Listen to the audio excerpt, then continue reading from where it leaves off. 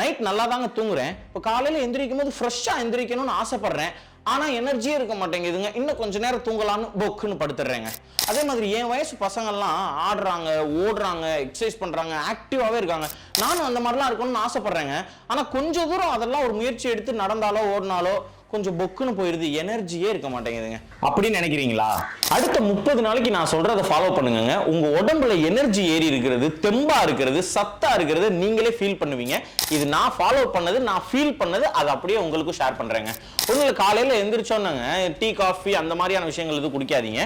நீங்க பாலை ஊற்றுங்க, ஒரு 1/4 லிட்டர் 1/2 லிட்டர் பாலை வாங்குங்க, அதை நல்லா அப்படியே கொதிக்க விடுங்க. அந்த நேரத்தில் 2 ஸ்பூன் இந்த மாவை அள்ளி போடுங்க, கெட்டிப்படாம நல்லா கிண்டுங்க. நல்லா பொங்கி நுறையா வரும்போது அப்படியே சிம்ல வச்சிருங்க.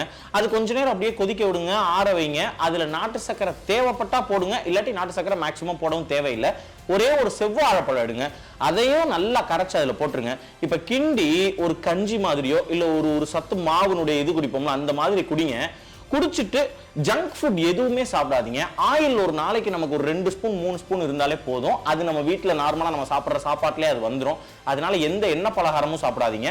மேக்ஸிமம் டின்னரை ஒரு 7:30க்கு முன்னாடியே முடிச்சிருங்க. கொய்யா பழம் கொஞ்சம் அதிகமாக சாப்பிடுங்க. ஏன்னா வேற ஏதாவது பழங்கள் அப்படின்னு நம்ம சொன்னோம்னா கொஞ்சம் விலை அதிகமாக இருக்கும். ஆனால் கொய்யா பழங்கிறது பழமா இல்லாமல் கொய்யா காய், ஏன்னா அதில் ஃபைபர் கொஞ்சம் ஜாஸ்தி. அப்போ கொய்யா காய் அதிகமாக சாப்பிடுங்க.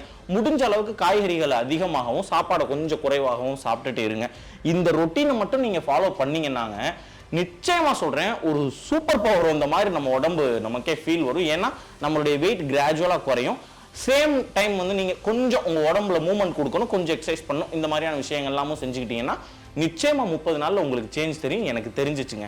இப்போ இந்த 2 ஸ்பூன் நான் பவுடர் சொன்னேன்ல, அது என்னன்னாங்க 36 வகையான நேச்சுரல் இன்கிரீடியன்ஸ், அதாவது நட்ஸ் அண்ட் சீட்ஸ், செரல்ஸ், நம்ம சுண்டக்கடலை, வெள்ளை சுண்டல், கருப்பு எள்ளு, வெள்ளை எள்ளு, அப்புறம் பயறு வகைகள், நிறைய பயறு வகைகள், பாரம்பரிய அரிசி, சிறுதானியங்கள், குதிரைவாளி, தெனை, வரகு, சாமை, இதெல்லாம் போட்டு அரைச்சதுன்னு ஒட்டு மொத்தமா எல்லாத்தையும் எடுத்து அதை வறுத்து காய வச்சு, அரைச்சு, காய வச்சு, சலிச்சு ஒரு பாக்கெட்ல நம்ம கொடுக்குறோம். அதுதான் நம்ம தேநீர் இடைவேளையினுடைய ஆராவில் சத்து மாவு.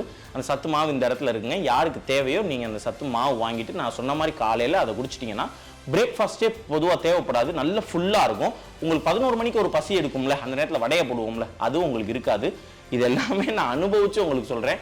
என் பொருள் விற்கணும் அப்படிங்கிறதுக்காக மட்டும் நான் சொல்லலை. ஸோ யார் யாருக்கு நம்ம ஆராவில் சத்து மாவு வேணுமோ அவங்களாம் நான் சொன்ன மாதிரி இந்த இடத்துல இருந்து வாங்கிக்கோங்க. ஆரோக்கியமா இருப்போம், சத்தா தெம்பா இருப்போம். நன்றி. ஆரோக்கியமான வாழ்க்கைக்கு ஆராவில் ஹெல்த் மிக்ஸ் auravil.in வெப்சைட்ல இருந்து வாங்கலாம்.